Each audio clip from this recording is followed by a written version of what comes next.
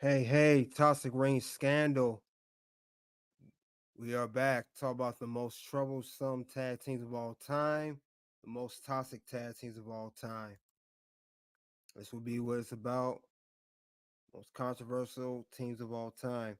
Now, as you come into ropes to the ring, like, share, subscribe to the Toxic Ring Scandal. Join the channel. Great content. Also, check me out on Rumble under Red Carpet Ring. Again, let me reintroduce myself once again.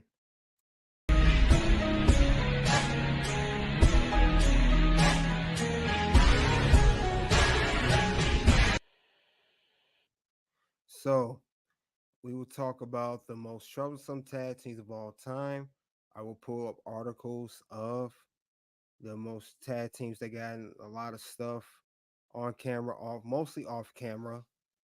But we discussed the top 15 tag teams. We'll discuss the ones that got most trouble.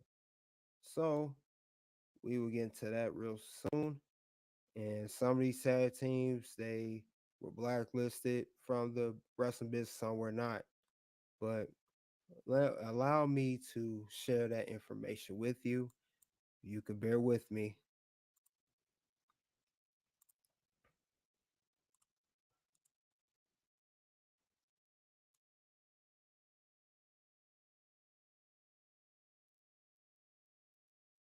Okay. Yeah, talking about the 10 most controversial tag teams in wrestling history. Let's get rid of this ad here. And one we could talk about is called the Gangsters. They were the most controversial tag team that doesn't get discussed.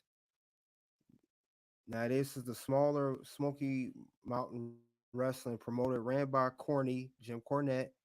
They booked New Jack, rest in peace, and Mustafa Shee to cut racial promos against white wrestlers and fans. They said SMV witnessed the gangsters getting huge heat from the audience and even death threats at some point. Paul Heyman toned down the racial elements of the act. He allowed to remain a violent, controversy provoking team in ECW. What do you guys think of that one? What do you guys think of that? It's crazy that these guys were cutting racial promos. They were called the gangsters.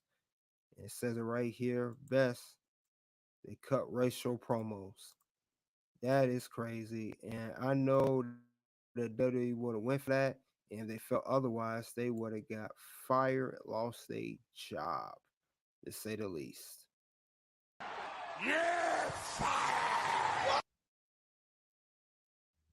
Yeah, you got fired for that. They wouldn't went for that WWE. No way. If they did that on AEW television, it would have been a shocking moment.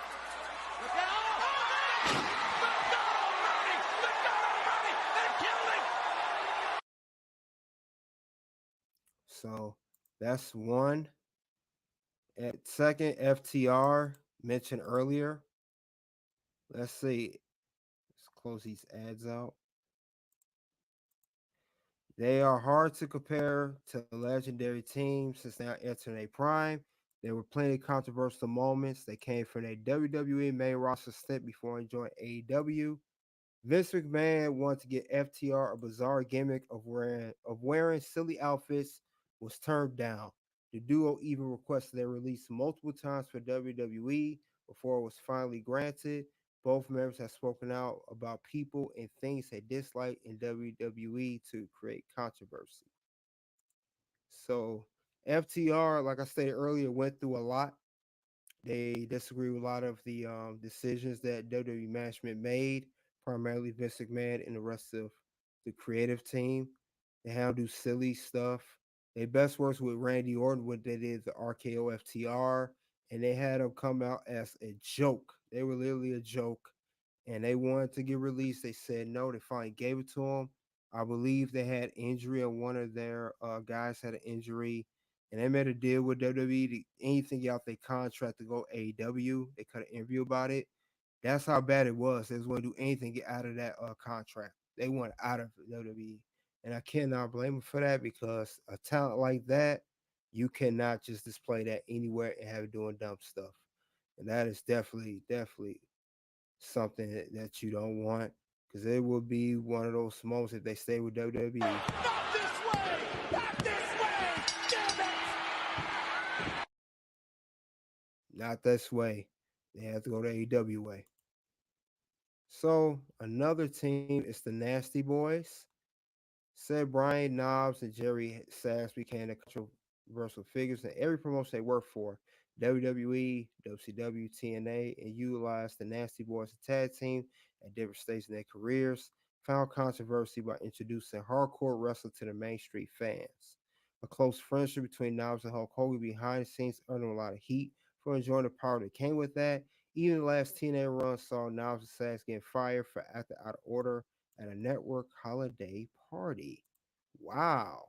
I knew Nasty Boys was nasty, but I know it was that nasty. Goodness gracious. They was doing everything you think of. They was acting crazy. They was overusing their power. It made no sense. See who came into the ropes to the ring. OKL. What's going on with you, bro? Thanks for coming out. But Nasty Boys, the chance of you surviving any promotion is none. No chance in hell! And if you did somehow get in, you would have got fired. You're fired! Yeah, no way. No way. So another team that will be mentioned will be, let's see, Law Resistance. I didn't follow them too much. They said WWE wanted Law Resistance to become the cornerstones of the future tag team division of Ruthless Aggression era. Sylvian Grenier and Rene Dupree signed at young ages and had heat with certain veterans in the locker room trying to bully them. Whoa, try to bully them? Oh no, we can't have that. Nah. If you trying to bully somebody, it's bye bye for you. Bye bye, bitch. Dupree was forced into a physical altercation with Hardcore Holly due to a rental car mishap. The on-street act was quite controversial, playing the French anti-American characters and often threatening to cross the line with the hatred of the country. Yeah, no, I want no fandom fools, no way. They were junk, and they had to get fired. I know when they came in there, I know Vince McMahon wanted to talk to him. Let me talk to you. Yep, let me talk to you so you get fired. So let's see another team, New Age Outlaws. We know their name's gonna be on this list. They're no strangers to controversy throughout their careers, reaching new heights in DX, taking part of controversial segments that tiptoe across the line. Both wrestlers found more controversy after WWE due to their approach changes in the company. New Age Outlaws bashed Triple H in interviews, blaming him for their firings. They even gave platform to double down with attempted comedic segments insulting Triple H and Shawn Michaels DX reunion. Yeah, yeah, I'm not surprised about that. I heard about that. They were going in on Triple H. They was going crazy up in there. The crazy they even go, they weren't even in WWE no more. Still was talking shit to him.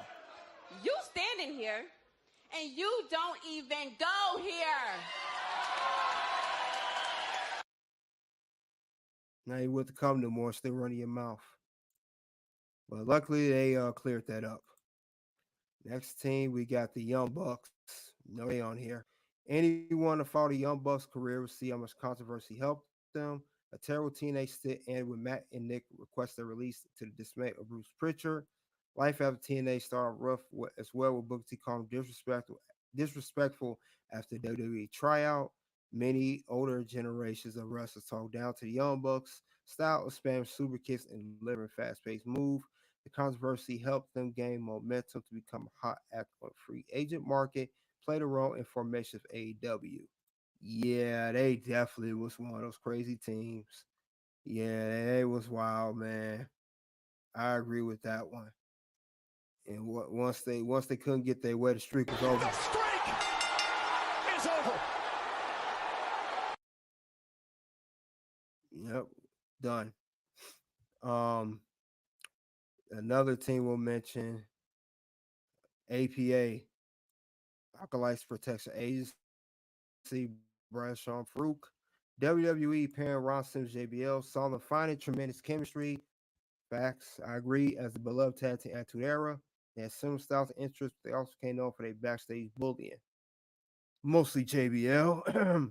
The APA beating the hell out of Public Enemy in a Sunday night match heat. Sunday night heat match will likely get anyone fired today for being that unprofessional. Even other legendary teams like the Hardy Boys revealed Sims and Bradshaw were stiff with any new teams to test them. Yep, and you saw when they acted up, they got fired.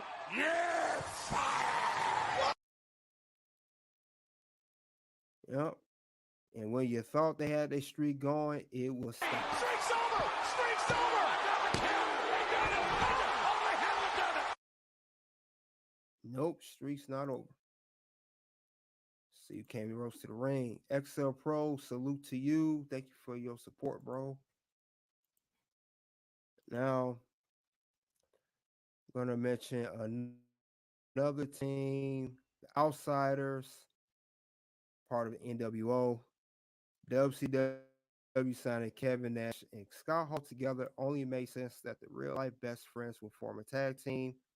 The Outsiders became originals of the New World Order with Hulk Hogan as they instantly became the hottest act in wrestling. Hall and Nash developed a lot of backstage heat in WCW for flexing that power against others and even stirring up drama between other wrestlers. A couple of fights with other wrestlers, cut and shoot promos, and Hall's personal issues all made the Outsiders a controversial pair. Yeah, it was basically, like they say, using their backstage power to get what they want, especially Nash, and that's why WCW is not here today. It's pretty much The that streak is streak done too. is over!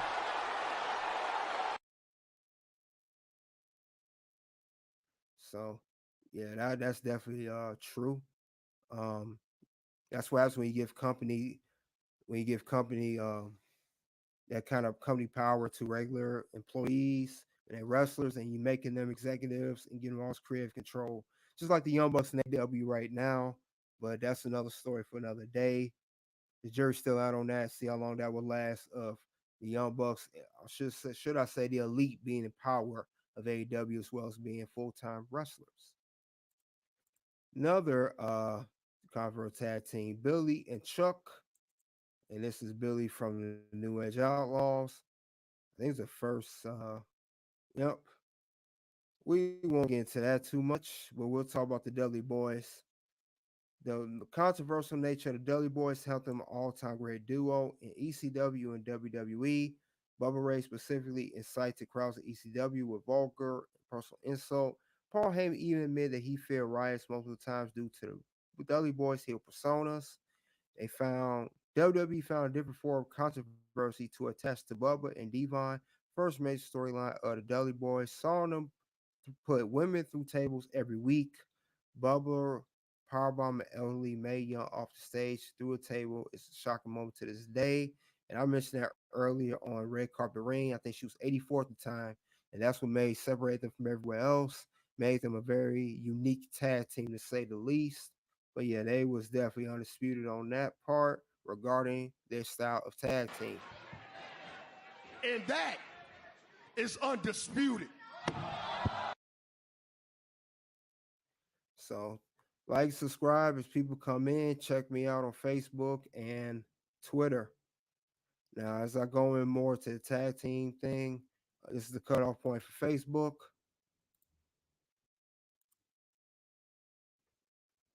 Want to check me out? Come to Toxic Ring Scandal on YouTube or Twitter.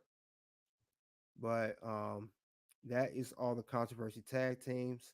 Now, earlier it was announced we had two deaths, two people passing away. The two people that passed away was Terry Funk. He passed away at 79. Also, Bray Wyatt. He passed away at 36. Once again, we'll do a 10 bell salute to those men right now, doing to them guys passing away.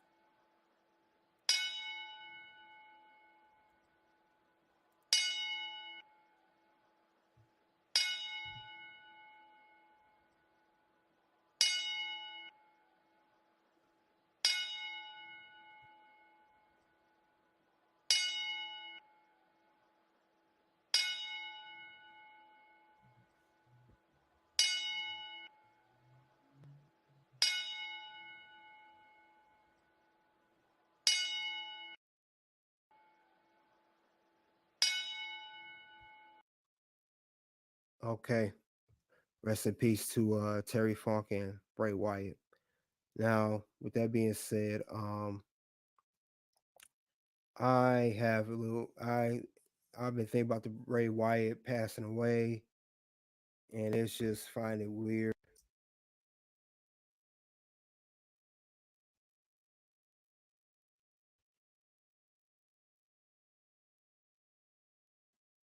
Now, unfortunately, before this man's untimely passing, I'm sorry, there were a lot of stuff going on with him, and I just find suspicious. I believe him passing away. It may be some foul play. I know I shouldn't be saying that, but keep it real on Top Spring Scandal. We'll pull it up right now. That's some type of documentation to back up what I'm saying.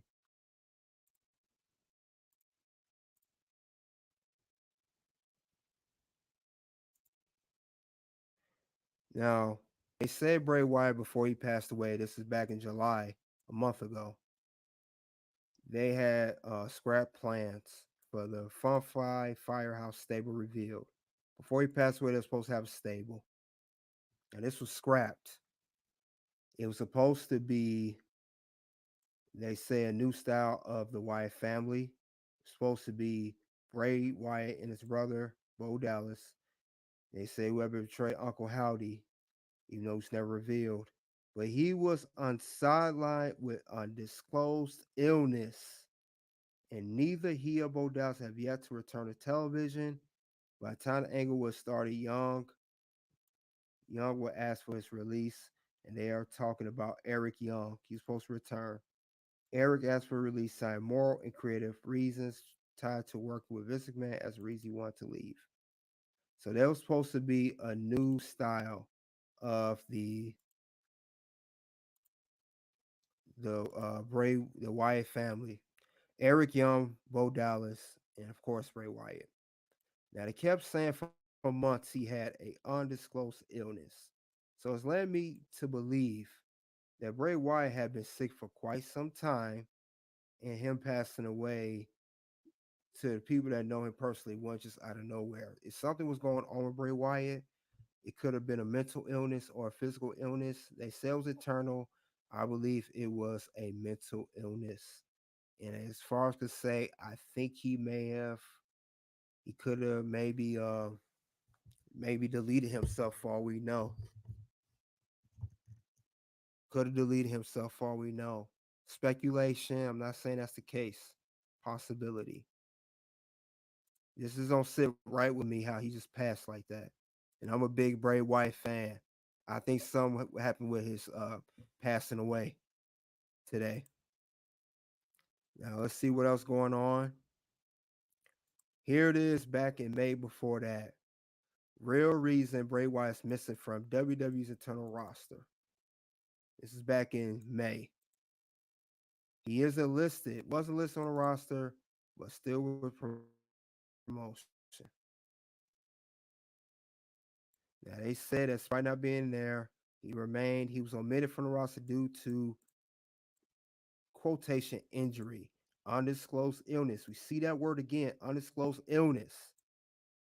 They kept him sidelined for the past few months.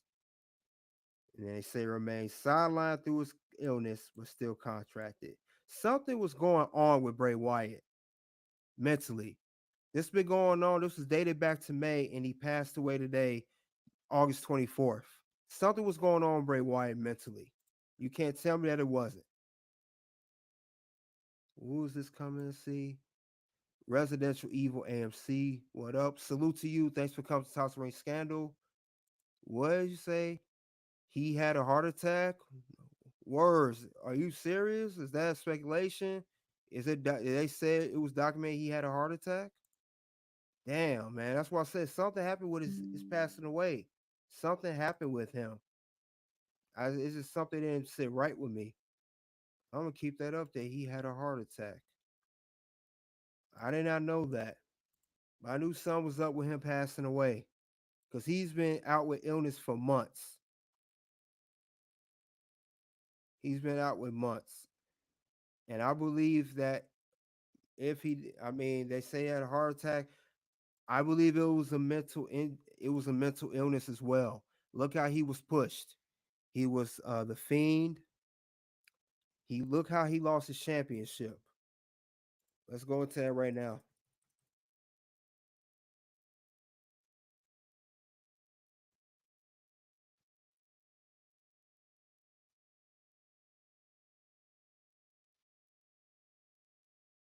Lost to Randy Orton twice at WrestleMania.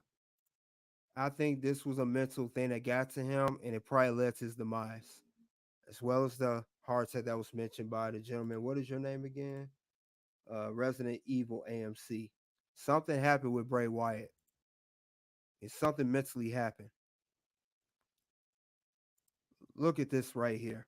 Randy Orton beats Bray Wyatt to win a WWE Championship at WrestleMania 33.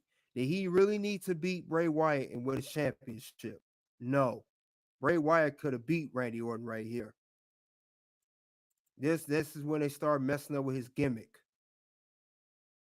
As much as I love Randy Orton, he is the dude. He did not need to beat Bray Wyatt at WrestleMania 33 back in 2017. Bray should have kept on that belt. He didn't even hold the championship that long. That was his first ever championship. His first ever world championship. I think he held to 49 days. That was the beginning of the trouble right there. Exhibit A, mental wise, Randy Orton beats Bray Wyatt. Then we'll do another example. He lost that championship, then he rebranded him as the Fiend. What happens when he wins the Universal Championship? Who does he lose to of all people? Who's he lose to?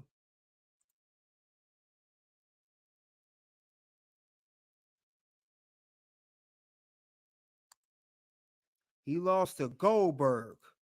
His second world title run, the Universal title, he lost to Goldberg, an old 50-some-year-old ass Goldberg.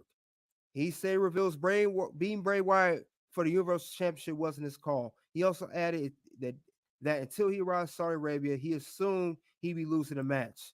Yeah, Vince McMahon favoring him. I believe some of that. Look at that. He did not need to beat him for this title. They rebranded him as the Fiend. Then he loses the title again. He did not need to beat him in Saudi Arabia because they wanted. It was all about that Saudi Arabia money and pushing Goldberg as he Vince McMahon is favorite as far as money wise. Look at that. One of the biggest speed bumps was against Goldberg. They said it happened a squash match in Saudi Arabia. Fans believe only happened because the Hall of Famer demanded it.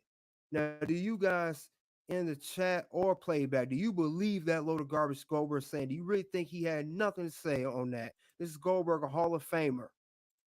He may not have a full say. He has some say so in this, some type of say so. This is garbage, man. And then, like I said, since they mentioned the Hell in a Cell match, let's see that.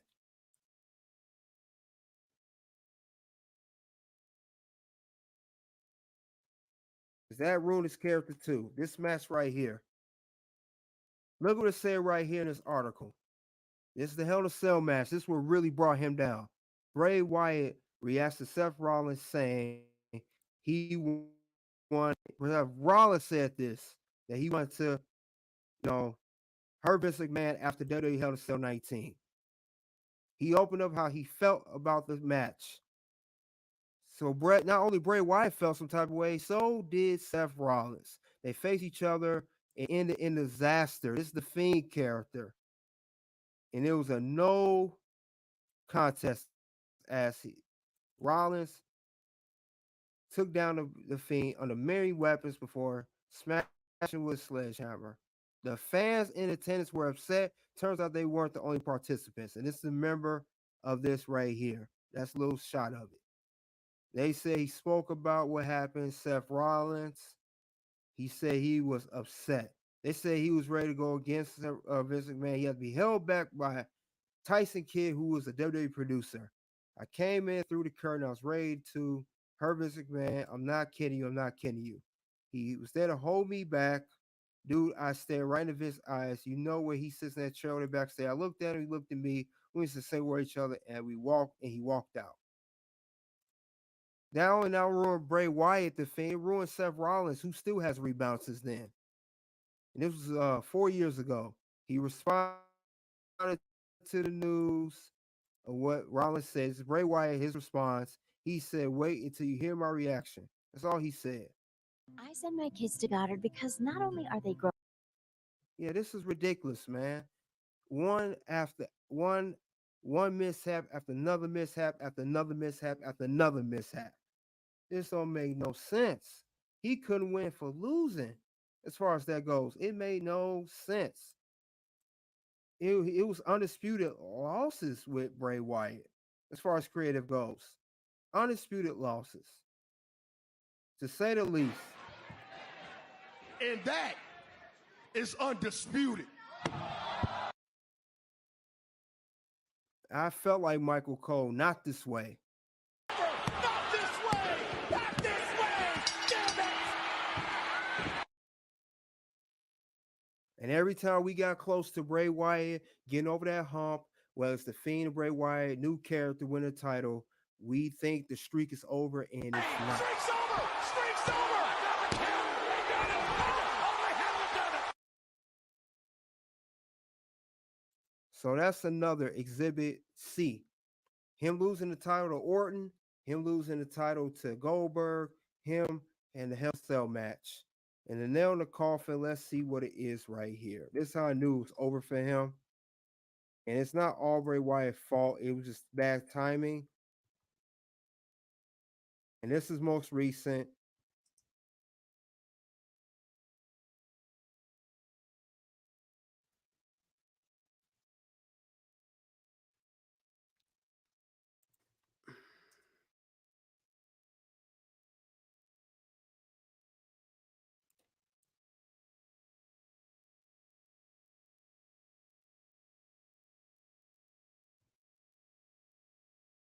This is the most recent. Let's see. This was at Payback 2020, almost 3 years ago. And this is Roman Reigns' return when he took time off due to a precaution due to COVID. As many will know, he's supposed to win the title at WrestleMania 36, face Goldberg, who's then champion. But he ended up Goldberg beat he lost to Braun Strowman, and then Bray Wyatt had won that title back. That's what I'm saying. You think this was the moment right here?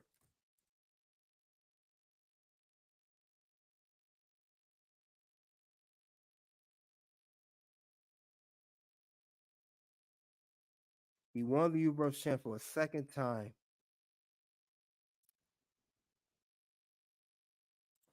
And this was against Braun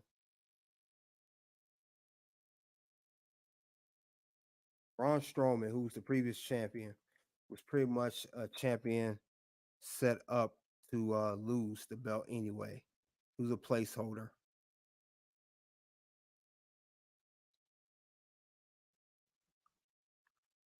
So image of it right here. Now this is him winning the Universal Championship, his last title for a last time. That's a good image right there. That's him right there. What happens when he doesn't? What happens when he who comes back from their leave? Roman Reigns right there. And that was the end of Bray Wyatt, the Fiend, all of it.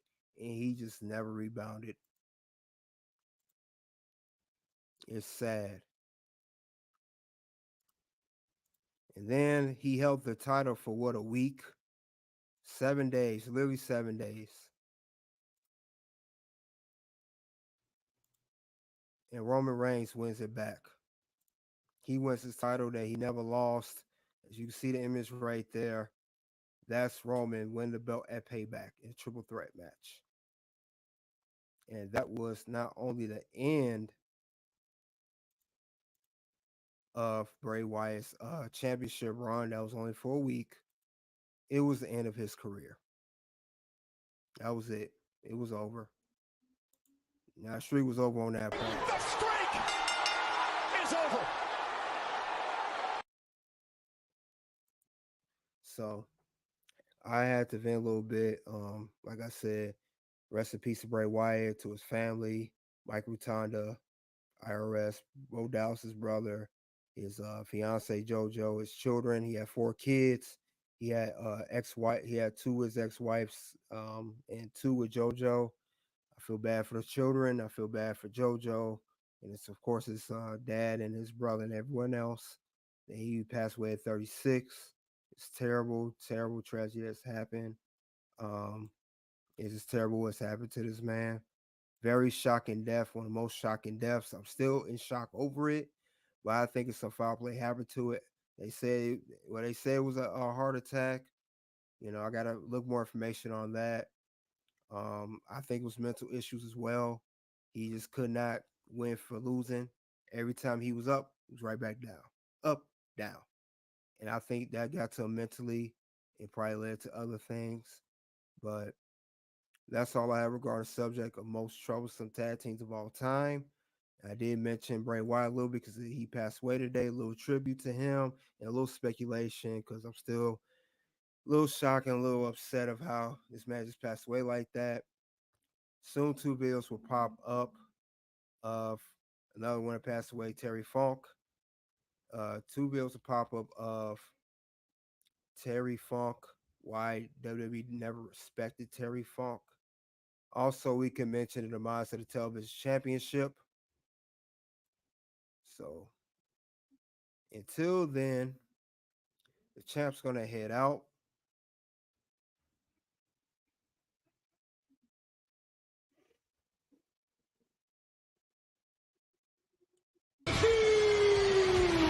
World Heavyweight Champion. Until then, it is OUT.